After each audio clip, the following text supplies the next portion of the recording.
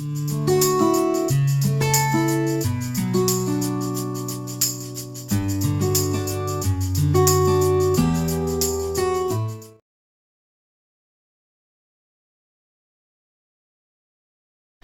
very good morning to one and all. Myself Estudio, and I'm working as assistant professor in the department of physics. Okay, I would like to express my few words about the colors in thin films and interference in thin films, and as well as the interference in uniform thin films. Okay, so we will see. And first of all, we are going to discuss about the colors in thin films. So here the main thing is, so when we are having the different colors of lights, and we have white light also, and here when the white light is incident on the thin film. So here the main thing is the white light having some different types of wavelengths, and here when the white light interacts with the thin film, so some portion of the light will be reflected, and which means getting back, and some portion of the light will be reflected, which means transmitted from rarer medium to denser medium, and after that it will forms some multicolors. And why? Because here the white light having some several types of wavelengths. Okay,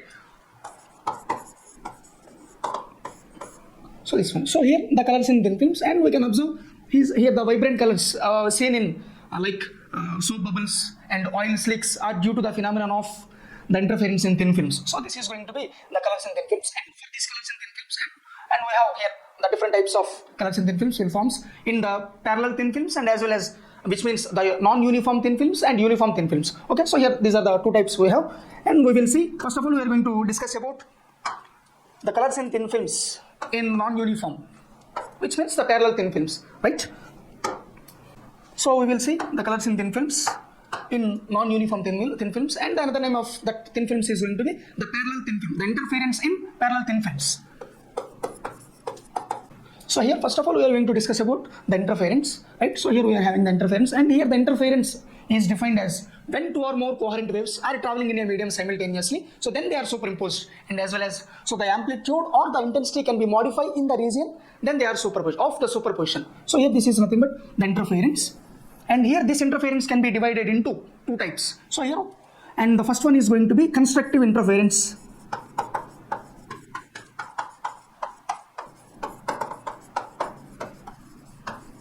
And the second one is going to be destructive interference.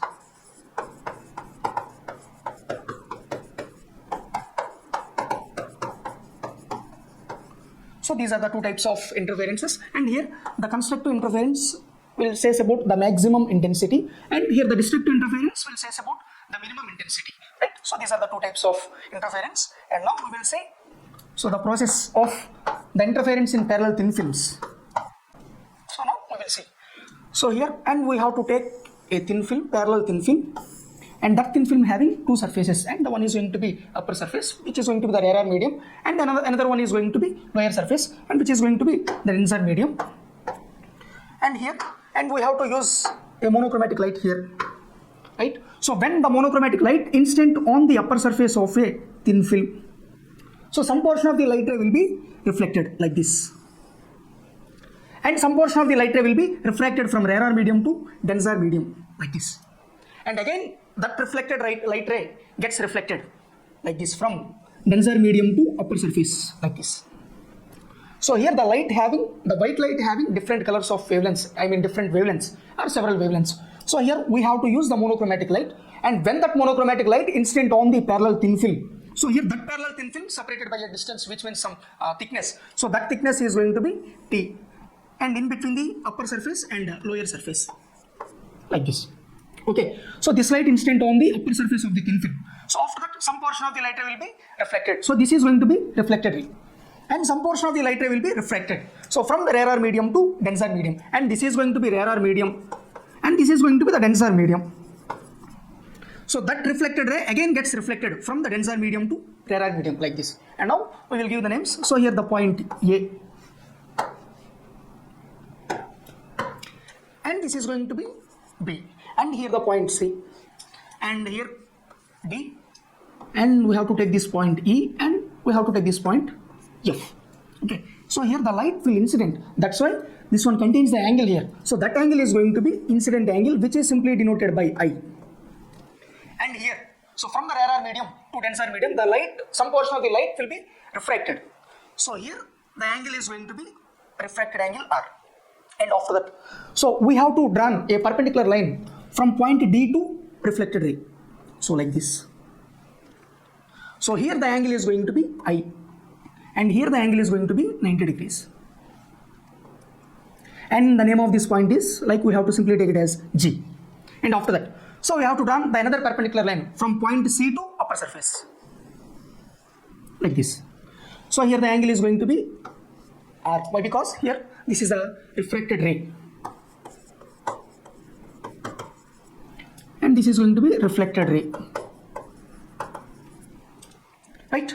So here the 90 degrees angle, and here the 90 degrees angle, and the name of this point is going to be, we can simply take it as H. Okay, so here this one A, B, point C, D, E, F, and G, H, right? So now, and the refractive index of this thin film is going to be mu. So here the mu will represent the refractive index, and here this T will represent the thickness in between the upper surface and lower surface of the parallel thin film. So now we will see. So here the light incident on the thin film, after that some portion of the light ray will be reflected, and again another light ray will be, so here from the point C, so from the point C again the light ray will be gets reflected. So that's why here we are having the two reflected rays. So two affected reflected rays. So these are this one reflected ray and this is going to be reflected ray. So that's why we need to find out the difference in between the two affected reflected rays. So that is our aim actually, right? So now we will see.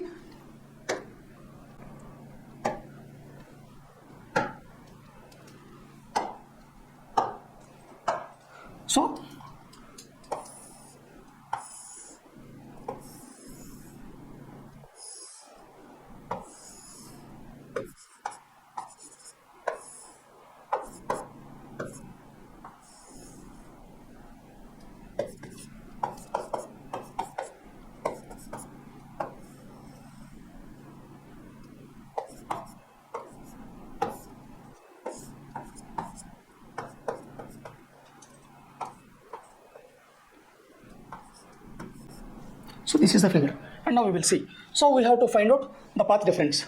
So here the path difference, which is simply denoted by del. So that del is equals to, and this is going to be the reflected ray BC. So that's why you have to take this, and BC plus, and this is this one, we have to take this one CD, right? CD into the refractive index is going to be mu. And so here we have to determine the difference in between the two affected reflected rays. So that's why we have to subtract them. So here BC plus CD into mu minus, so this reflected ray BG. So this is the equation, and we have to give the equation number 1. So this is going to be the equation 1. So now, so we have to find out the BC first of all. Right, after that we have to determine the CD, and as well as after that we have to determine the BC. After that we have to take that values and keep that values in this formula. So we got the result value, right? So now first of all we are going to find out the BC value. So this one. So that's why. So here this is going to be the right angle triangle and the BCH. So we have to find out BC. That's why we need to take this right angle triangle BCH, right? So from right angle triangle BCH.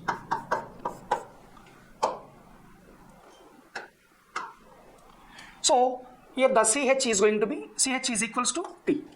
So that's why. So we simply, already we are having the CH value.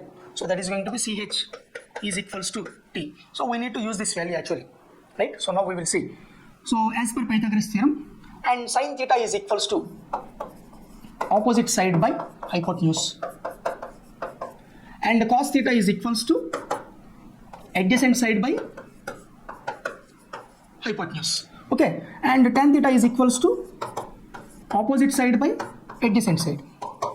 So now we will see. So here we have to find out the BC now. So that's why we have to take the right angle triangle BCH. So cos theta. So here theta means here the angle is going to be R, refracted angle. That's why we need to use this refracted angle R value. So cos R is equals to, so here cos theta is equals to adjacent side by hypotenuse, right? So here the CH is the adjacent side, and the CH by, and the hypotenuse is going to be, so this one BC, right? So here we need BC, so that's why we need to convert this equation. So here CH is going to be T, so we need to keep this equation in this formula. So cos R is equals to T by BC. So here we need T, so that's why we need to convert this equation. BC send this side and cos R send this side. So then the equation will becomes BC is equals to T by cos R. Okay, and this is going to be equation 2. right? And now, so we have to determine the CD here. So now we will see. So for CD, we need to consider from right angle triangle CDH, right? So we will see. So now CDH. So CDH cos theta is equal. So here the theta is nothing but now we have to simply take it as R. So why? Because here the refracted angle is going to be R. So that's why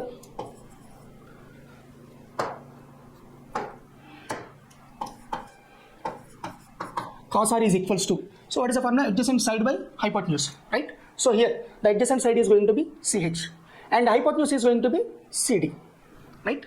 So here CH by CD. And we have the CH value and we have to convert that CH value. We have to take that value and we have to keep that CH value in this formula, right? So that's why then the equation will becomes cos R is equals to, so T by CD. So here we need CD. That's why we need to convert this equation. So CD send this side and cos R send this side, right? So therefore then the equation will becomes CD is equals to T by cos R. So this is going to be equation 3. And here we got BC value and we got CD value. So in the equation 1, so here we have BC plus CD into mu. So we have to take these values, BC and CD values, and these values we have to keep in the equation 1, right? So now we will see. Then, so we have to take these values and BC plus CD into mu is equals to, so here what is the BC value? T by cos R plus, and what is the CD value? So again same, T by cos R into mu. So then the equation will becomes, so T by cos R plus T by cos R, 2T by cos R, right, into mu. So 2 mu T by cos R. So this is equation number 4. Is it clear? So here the BC plus CD into mu is equals to 2 mu T by cos R. So, and after that we need to determine the BC value. Okay, so now we will see. So now we need to find out the BC value. So now we will see. So here BC. So BC is this one. So we have to take this right angle triangle BGD, right? So from right angle triangle BGD. So here the angle is going to be I. Why? Because here the light will incident. Here the angle is going to be R. Why? Because here the light is going to refract it. That's why we need to take here the incident angle I. Okay. So angle BGD is equals to, and the sin theta is equals to, then what is sin theta? Opposite side by hypotenuse. So here the opposite side by, so this means BZ. So here the opposite side is going to be BZ and hypotenuse is going to be BD. So this is the equation, right? And here we have BD. So here this is the BD and BD is going to be BH plus HD or DH. So for that we need to find out BH value first. After that we need to determine the HD value, right? So after that we have to take that values and keep that values in this formula. After that we got the result, right? So now we will see. So first of all, so here BD is equals to, so actually what is that? BH plus HD or DH, whatever it may be, right? So this one. And after that we need to find out this BH value first of all. So we need to consider this right angle triangle to find for finding the BH value, right? This one. So we have to take this one and now we will see. So from right angle triangle BCH again. So this one. So here the tan theta, which means the angle is going to be R. That's why we need to use R. Tan R is equals to opposite side by adjacent side. So here the opposite side is going to be BH by, so here the adjacent side is going to be CH. Okay, so we need to use this value BH by CH. Already we have CH value, this one, CH is equals to T. So then the equation will becomes tan R is equals to BH by T, right? So here we need BH value here. That's why we need to convert this equation.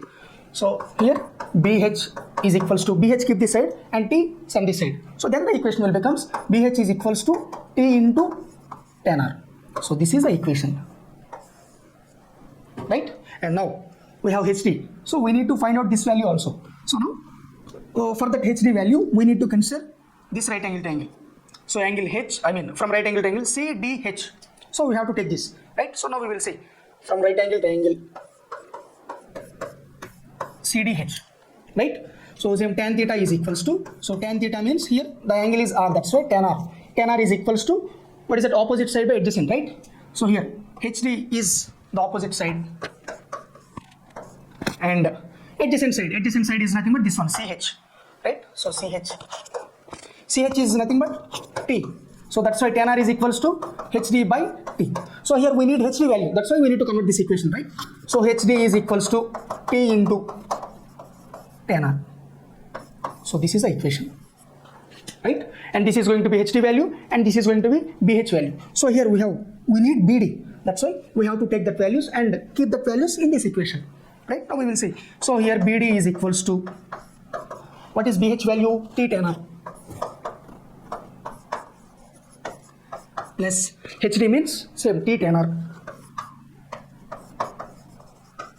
right? So this is the equation. Then the result is going to be, so this one BD is equals to T tan R plus T tan R, 2T tan R.